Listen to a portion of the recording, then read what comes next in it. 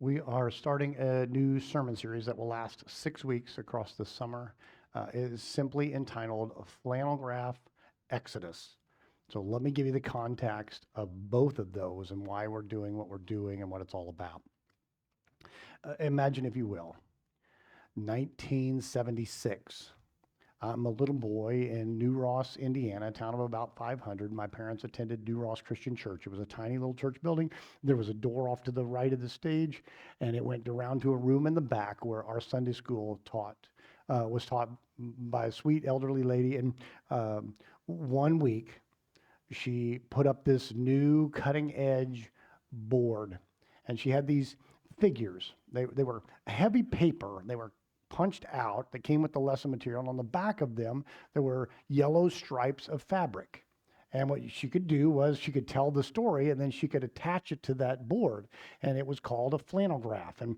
And we were enthralled because now we could not just hear what she was saying, we could see a picture. And if we behaved well enough, she would allow us to come up onto the board and place the figures and be interactive within this lesson. I thought it was the greatest thing ever. In 1977, my parents moved from New Ross Christian Church for various reasons over to Woodland Heights Christian Church, where they remained all of their lives. But when we got to Woodland Heights, they didn't have the flannelgraph. Their lesson, the lady had a puppet. I mean, they put her hand inside of a stuffed animal and manipulate it, and I was like, that's not for me. But by the time we got to junior high, they had VHS tapes, and so we started to watch it on that, and I never saw the flannelgraph in my youth. In fact, I didn't think much about it until 2010. In 2010, I was in Homer, Alaska, and there was an elderly lady that started coming to our church, and she told us how she'd been raised in the church, and she'd spent her younger life teaching Sunday school to students. It's been almost 40 years, and she wondered if we'd come by her house and pick up some of her old supplies and see if there was anything that we could use. And my wife and I showed up, and there were boxes and boxes of stuff, and we brought it in, and a lot of it was junk. There was old pieces of material, old piece of paper that were outdated, some of it stained and damaged, but I opened up one box, and inside of that box was all of these flannelgraphs. And just like a moment of time, I was flashed back to sitting in that Sunday school room with my teacher. And I thought, I'm going to hold on to these because these will be really good. Someday I could use them maybe for a high school lesson. I'm sure they've never seen anything like this. Or maybe a sermon series. I don't know. But I put them back in the box, and there they remained until 2015. In 2015, I was planning my sermons for 2016, and I thought, it's time. I'm going to do a sermon series based off of these flannelgraphs. And I put it all together, and then I laid all the pieces out on my table, and I realized I don't have all the pieces I need. It's missing this, that, and the other. So I thought maybe somebody out there does something, and I searched around and I found BettyLukens.com.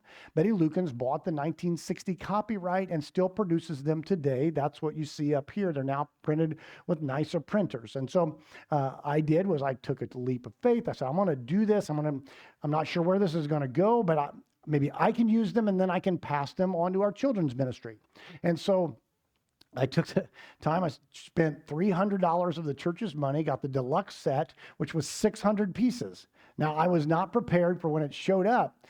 The 600 pieces, see how big this is? They were sheets that size. All the pieces needed to be cut out.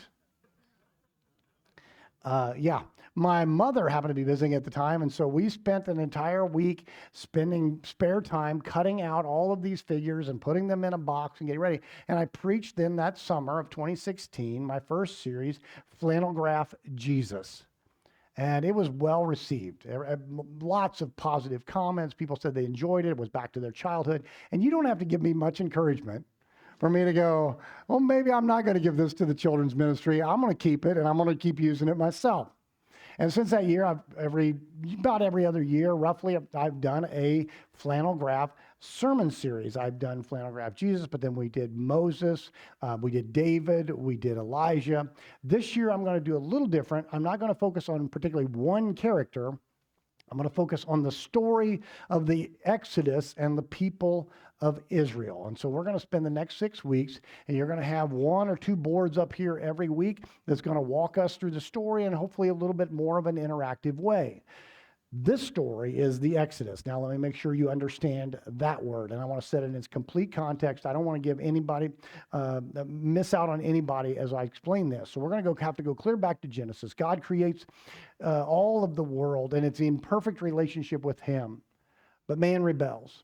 And as a result, sin comes into the world, and it gets worse and worse. By Genesis 6, there's a flood. There's God's judgment on sin. But by the time we get to chapter 12 of Genesis, we're introduced to a new possibility. A man whose name is Abram will eventually be called Abraham. And Abram, he makes a promise to him. It's a threefold promise. I'm going to do is, Abram, I'm going to make you into a great nation. I'm going to build this big family from you. And 2, I'm going to give you the land in which you're standing right now. And 3, through you, all nations will be blessed. And that begins the transition in the book of Genesis from chapter 12 on. We focus on his family, and he has Isaac, one son. And then from Isaac, there is Jacob and Esau. Then Jacob has 12 sons. Of those 12 sons, from Genesis 37 on, we focus our attention on Joseph. Joseph, his family has problems with him. He'll end up being sold. He ends up in prison in Egypt, where he interprets a dream for Pharaoh. And he interprets the dream for Pharaoh that there's going to be 7 years of plenty and then 7 years of famine. And he says, you're going to be put in charge of gathering up all of the grain that you can. And so then over the 7 years, a famine will be prepared. Eventually, his own family will have to come down to Egypt. He reveals himself and invites the family to come down there to spend time with them in this land of Goshen, which is kind of the edge of Egypt. They're going to live as shepherds, and they're going to be provided for, and 70 of them move down. And Joseph dies, and that's the end of the book of Genesis. Then we're going to go forward a few hundred years, and we're going to pick up in Exodus. This is not on your screen, but here's how Exodus starts. Exodus 1:8, and then there was a new king to whom Joseph meant nothing. The old King James says, there rose a Pharaoh who knew not Joseph. And he's intimidated by the size of these people. They've grown and they've grown, so they enslave them. Not only do they enslave them, they are going to do eventually is in fear begin to kill the boy babies. We just want people to serve us, and we don't want them to rise up against us. And the people cry out to God over the hundreds of years of slavery, and they say, God, intercede. And eventually the story unfolds of one infant who is born, and he's hidden for 3 months, and then he's put into a basket, and he's pushed out into the river. And Pharaoh's daughter discovers him, and she draws him out of the water, and she gives him that name that means that, Moses. Moses grows up in Pharaoh's household for the next 40 years. Somewhere along the way, he is taught about the people of God, maybe taught his own role in the people of God. And so one day he sees an Egyptian beating an Israelite, and he steps in and he kills the Egyptian and hides his body. But what he has done becomes known to everyone. And when he's confronted with the truth that they know you're a killer, he flees. He runs away to an area called Midian. In Midian, he saves some women at a well. There he gets a good reputation with the father, and he gives a daughter, Zipporah. And they're married, and they live there for 40 years as shepherds. So we've had 80 years since that first chapter of Exodus. And God then appears to Moses in a burning bush. I covered this story not too long ago. I'm not going to rehash all of that, but God says to him, I want you to go and lead my people out of captivity. And Moses has lots of problems with it. I'm not a very good speaker. I'm not going to be the right person for this, and I'm not even sure I want to do it. But God says, I'm going to empower you. And so he travels back to Egypt, he and his brother Aaron. And they walk in to Pharaoh's palace. We're in Exodus chapter 6 at this point. Imagine Pharaoh sitting on his throne. He's wealthy. He's got someone fanning him there in the Egyptian heat. He's in his palace, and in comes Moses, and he's got his brother Aaron. And they say, God says, let my people go. And it's not the reaction you would think. He says, no. Not only am I not going to let you go, but you must have too much time on your hands. I'm going to now make you gather your own straw or grass as you make bricks.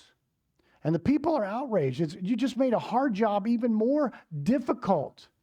And Moses is discouraged. He's twice, it seems like, he's thought that I have the way to let our people free. And so once he was going to do it by his might when he was 40 years old. That didn't work. And so then now he's 80 and he's come in and God told me to tell him this. And I tell him and he says, no. In fact, it made our lives worse. And God comes to him in Exodus chapter 6, and I'm going to read just the first few verses about a setup of all that's going to happen in the chapters that follow. Exodus 6, verse 1. Then the Lord said to Moses, now you will see what I will do to Pharaoh. Because of my mighty hand, he will let them go. Because of my mighty hand, he will drive them out of his country. And God said to Moses, I am the Lord. I appeared to Abraham and to Isaac and to Jacob as God Almighty. But by my name, the Lord, I did not make myself fully known to them. I also established my covenant with them to give them the land of Canaan where they resided as foreigners. Moreover, I have heard their groaning of the Israelites whom the Egyptians are enslaving, and I have remembered my covenant.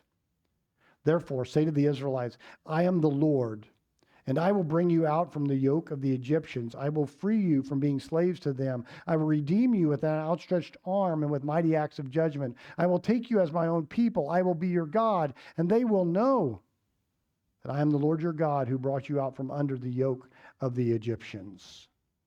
Moses has been discouraged, and God comes to him and he says, I'm going to do is want to encourage you, but I also going to tell you a little bit about what I'm going to do and what that will be for us, the chapters that follows. Now, what's fascinating in this is twice in this passage, he actually says it 3 times, but twice very specifically, he says, remember, I am the Lord your God. I'm the Lord. So I want to start right there. See, for Moses, when he thought about Egypt, he thought about something that was insurmountable. There was something that, I don't know how God could ever set these people free. And God comes to him and says, remember, I'm God. I am almighty. And so one of the questions that spins out of this is, how big did Moses think God was? Did he think there were things that God couldn't do? And I would ask you the same thing. How big is your view of God? Do you believe that there are things in your life, that there are things you could never overcome, that God will never be able to break through to my spouse, that God will never be able to break through at my job, God will never be able to handle this? And he says, comes and starts off by saying, first off, understand, who do you believe I am? Do you really believe that I am the God of the universe, who is all powerful? When my kids were little, 20 plus years ago, we started watching VeggieTales. Now, I recognize for some of you in this room that means absolutely nothing, but it was clean Christian programming, animated, good fun. And the first VeggieTales is entitled, Where is God When I'm Scared? All right, came out in 1993, and we started there with our children. That was the very first one. And here's a little side fact. The first song that ever came out, that was ever written on VeggieTales, is God is Bigger Than the Boogeyman. If you remember the episode, they've seen characters on TV that are frightening. How do I, as a little person, handle that? And there's this question, do you realize and recognize as a child that God is bigger than any boogeyman? He's bigger than Godzilla. He's bigger than any of the monsters on TV. And from an early age, trying to drive into our kids, understand that God is bigger than anything you're going to encounter. And I would ask you, do you believe that? Because that was important for Moses to understand, that I'm the God who's in control. And then he says 2 lines that I want to draw out to you today. The first one is at the halfway point of verse 1. He says, because my mighty hand will let them go. This is God saying, but God says, by my, well, then he says mighty hand. Verse 6 says outstretched arm. And throughout the Old Testament, these are phrases that mean the power of God, specifically the power of God in judgment. It's going to be used a lot in Exodus, going to be used a lot in Deuteronomy, that God is going to exert his power in a very visible way for people to see. And that one line is a setup for everything that's going to happen in the next 9 chapters. It's going to, in the next 9 chapters, show us what we call the 10 plagues. They're acts of God's power and judgment. So we got Pharaoh now. He's out here in his land. And he's going to have these different plagues that come out. Now, the first one you probably know. Of all the ones you probably know the first one is that the Nile River and all the vessels that draw in water from the Nile River are all going to turn to blood. It's the first one. But then he continues on one after another. Now, I don't know if you're going to see these if you're sitting in the back. So let me tell you, over the next few weeks, we got lots of seats in the front. You can see these. All right, these are frogs. Now, some people have said this is just a natural action. If you turn the Nile to blood, the frogs are going to come out of the water. Well, this seems to be at a different level, because he says not only are you going to have frogs in your house, they're going to be in your food, they're going to be in your bed. They're going to be frogs at an enormous level in everything in your home and in all of your property. And there's this amazing line. Moses comes back to Pharaoh, and Pharaoh says, I want rid of these frogs. And he says, okay, when do you want them gone? And Pharaoh says, tomorrow. There's a famous sermon called One More Night with the Frogs. If you wanted them gone and you have some kind of frog in all your food or stuff, when you say, I want them gone now, why would you choose tomorrow? It's a strange story. But after that, after the frogs are gone, now there's going to be one of a couple things happen. I don't know in the Flannelgraph which one this is supposed to represent. The first thing is there are, it says in the NIV, gnats. If you have an older translation, it'll say lice that are to come on the land. What it really means is that there's some sort of, in the Hebrew, is there's this tiny little insect that's going to come. All right? They're going to come over the land. They're going to be everywhere. Now, what's significant in this is that the magicians of Egypt say very specifically, this is the finger of God. We can't reproduce this. This is something special. And on come these little bugs, followed by flies. So once we've gotten rid of, one day you're like, oh, finally all the little bugs are gone. Now bigger bugs come. And they come on them, and they have flies. The next one is livestock. There's going to be death among the livestock, disease and death among all of the animals that they have. The next one, there's going to be boils that cover their body from head to toe that people are going to be affected by. This next one, I've learned about this one in Missouri, the scourge of Missouri. Hail. I know if you're in the back, you may not see this as well, but those are little hail is going to come down, and it is going to destroy everything. Imagine fields. Imagine what it's done to your house when you had hail. It's going to hit everything in a catastrophic way. Followed that, there's going to be locusts. We're going to have another swarm of animals. Following the locusts, this is not a great representation, but we're going to have darkness. We're going to have this creeping darkness that's going to come in, and this great line says, darkness is going to be so thick that it can be felt. You can almost touch it. I can't see anything at all. There's not even a glimmer of light. And then the last one is the death of the firstborn. And we're going to spend all of next week looking at that one particular story. But God is going to do is he's going to send all 10 of these plagues. Now understand, it takes about 1 full year for all of this to happen. And Pharaoh is this interesting character, because Pharaoh will encounter these different things like the frogs and like the boils, and he'll call Moses back in and he'll say, Moses, okay, I'll let you go. Go do what you want to do. And then the next day he gets up and he says, I've changed my mind. No, we're not going to do that. He goes from this, I'm not going to let you go, I don't believe in your God, to I believe in your God, and I'm going to let you go, to quickly back to I'm not. It's this roller coaster of what he's doing. He has what I call heart attack living. You ever known someone that had a heart attack? One day they had all of this pain, and then they go to the doctor, they get a bypass, or they get a couple stents put in. And the next morning they wake up, and I mean, the sun's never been brighter. I've got a new lease on life. I mean, I'm going to turn it all around. How long does that usually last? A month, 2 months, and pretty soon you're just right back. to your same old way. It's true of all of us, by the way. It's true as a side note. Okay, think about COVID. In 2020, you said, I'll never be this busy again. I mean, I just love not having all this stuff on my calendar. This is going to be a change in my lifestyle. And 5 years later, most of you are busier than you were before COVID. Whenever we have some catastrophic event, it usually only affects us for a very, very short period of time. And Pharaoh, it changes his heart, but then immediately he's right back to where he was. But understand that God is not just teaching Pharaoh, he's teaching all of Egypt and all of Israel that he is all-powerful and absolute. Why did God choose these 10 specific plagues? Well, we believe that every one of them is directed at one of the idols that the Egyptians worshipped. Take the first one, for example, the Nile. You have to understand that they worship the Nile. So you may not be able to see this in the back quite as well as you should. This is an idol that was supposed to put in the palace. If you look at it, you'll see that it's a man, but it's got a fish tail. Well, why? What is that all about? It's because they worshiped gods.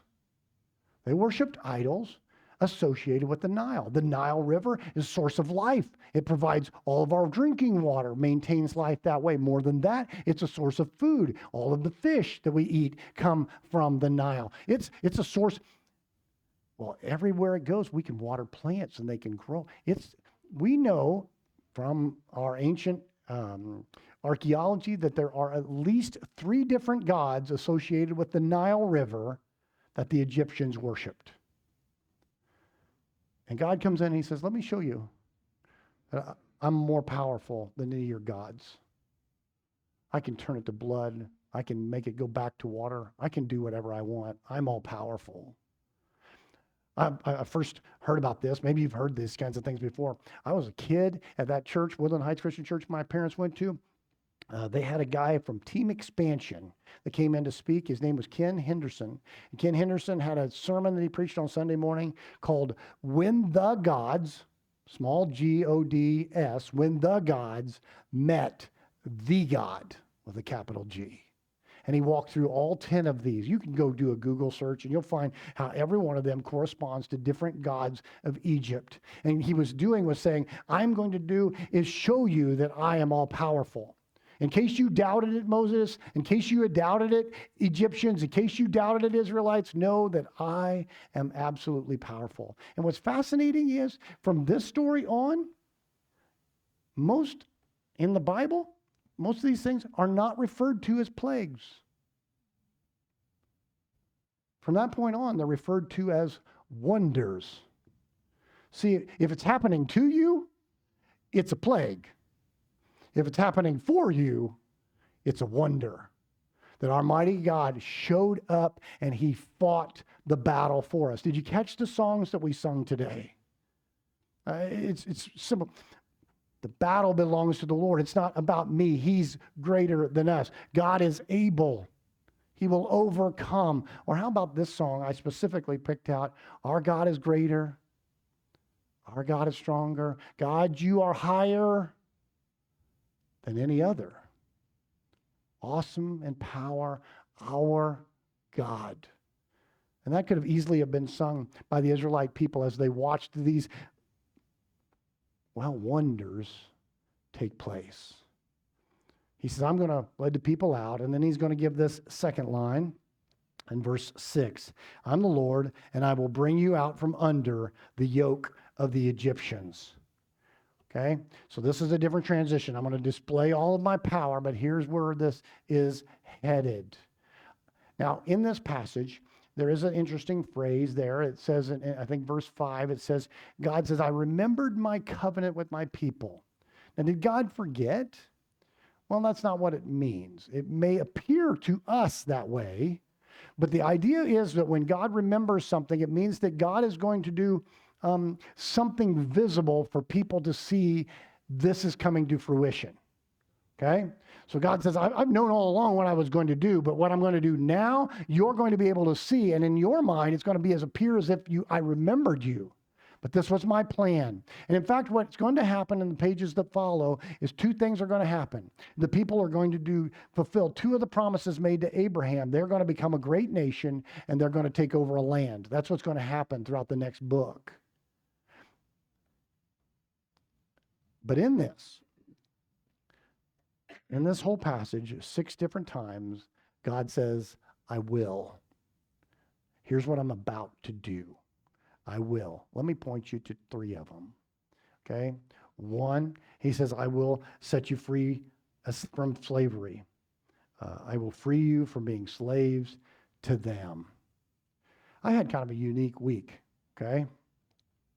I was in Canada last Sunday on a fishing trip. On Tuesday, July 1st, is Canada Day. I know most of you have no idea what I'm talking about. That's Canadian Independence Day, is July 1st. They call it Canada Day. Because in 1867, the British Empire said, we're going to let you have self-rule. We're going to quit telling you everything to do. You can have your own government, your own leadership. And so they celebrate that as their Independence Day. And on Tuesday night, when my wife and I lied down on our little cot to go to bed, you could hear the fireworks. And my wife said, I want to go see them. And she walked outside. And about a minute and a half later, she came in and said, the mosquitoes are terrible. And so we heard fireworks, I guess, is what we did. So that was Tuesday night, celebrated independence. On Friday, we were driving along, and it turned dark as we were heading home. It turned dark about North Liberty. And as we started to get about North Liberty to head into Kansas City, fireworks everywhere. All right. Let's just side note this. We paid China a lot of money to celebrate our freedom, but that's another story. Fireworks everywhere. I mean, literally, you could look across the sky from one side to the other, and there were fireworks going off all the way through Kansas City, all the way down through to our house. People were celebrating their independence. And when I get down and I get home and I get out my Bible and I'm like, I've got to get back focused on what I'm going to preach this Sunday. And I read through this story and I recognize that for the Israelites, this is Independence Day. This is the moment that everything changes. God is writing his own declaration of independence for our people. And they would celebrate these days of God's work among them. But it's more than that. He goes on to say, not only will I allow you from me, I will redeem you with an outstretched arm. I will redeem you. Means I will buy you back into being my own. You've wandered away, but I'm going to bring you back as my treasured possession. As I dug into this sermon, you may be familiar with this. I doubt you are, but our 15th president was James Buchanan. I know most of you knew that. Okay. Our 15th president was James Buchanan. As he was getting ready to run for office, he had a problem. We had a nation that was divided at that point on slavery, and his sister owned slaves. So am I going to be identified with the North or with the South? So he decided and made a political move. He went out to Virginia, rode a carriage out there, and bought both of the slaves from her, signed the paperwork, and set them free. He redeemed them. He paid the price so that they could walk away free. That's what God is telling the people here. I'm going to give you freedom, and I'm going to do all of the work. I'm going to pay all the price. I'm going to do everything that is necessary for you to go free. Why would God do that? Well, that's our third I will. Verse 7. I will take you as my own people, and I will be your God. Then you'll know that I'm the Lord your God who brought you out from under the yoke of the Egyptians. Why did God do this? Because he wanted to establish a new relationship with his people. Now, if you were to read this passage, there's an interesting thing that happens in verse 2 and verse 3. In verse 2 and 3, he says, when I came to Abraham and to Isaac and to Jacob, well, they knew me as God Almighty. The word in Hebrew is El Shaddai. They knew me as Almighty God.